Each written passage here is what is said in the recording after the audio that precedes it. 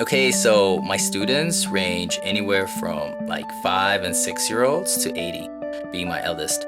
They come from all walks of life. I had one client that had both his knees replaced, and the rehab wasn't sufficient enough. He told me that the only time he doesn't feel pain is when he's just sitting there.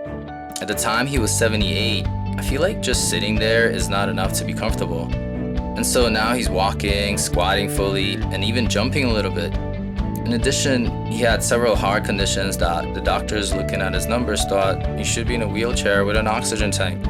Meanwhile, we're training twice a week, and he feels healthier now than he has in years.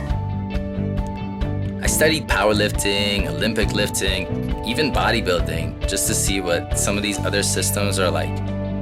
You can use barbells, dumbbells, sandbags, Indian clubs, kettlebells, yoga. The tools themselves don't matter as much. It's all about what a coach is comfortable with using and what gives the students the most results.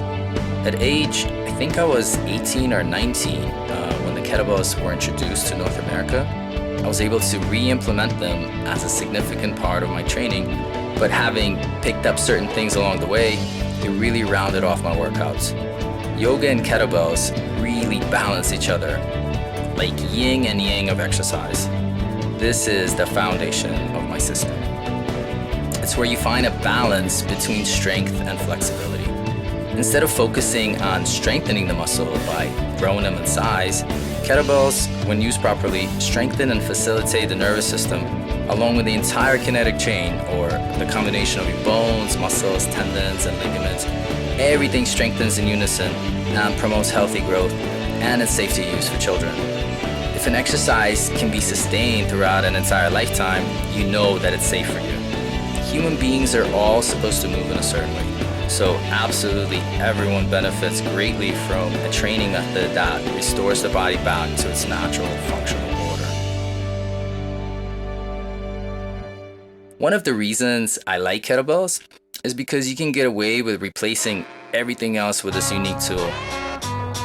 First off, when I meet with a client, the most important thing is to screen that person for muscular and structural imbalances.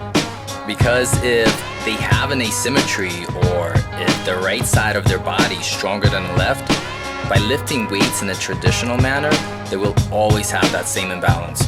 The right side is always going to be stronger than the left. Asymmetry is the number one cause of injuries in athletes, and so it's really important to fix any and all imbalances in order to avoid injuries. After the warm-up, we get into the actual workout, which includes mostly compound movements or exercises utilizing the entire body. In other words, when you're doing curls, you're only dealing with the bicep, one muscle group. When you're working and training with kettlebells, you're using the entire body, which is made up of over 600 muscles. They all get stimulated at the same time. The fact that you start looking a certain way becomes a bonus. It's not something that we focus on in training at all, but it's a nice bonus to have. When you're dealing with functional training, you're restoring proper human biodynamics. The foundation of being human is to be able to move freely. Explosive power that comes from swings and Olympic lifts like snatch and clean and jerk are included in every single training session. Cardio and flexibility are all included as well. And normally we end with a cool down, which includes yoga and regular stretching techniques, along with some facilitated moves that target the nervous system.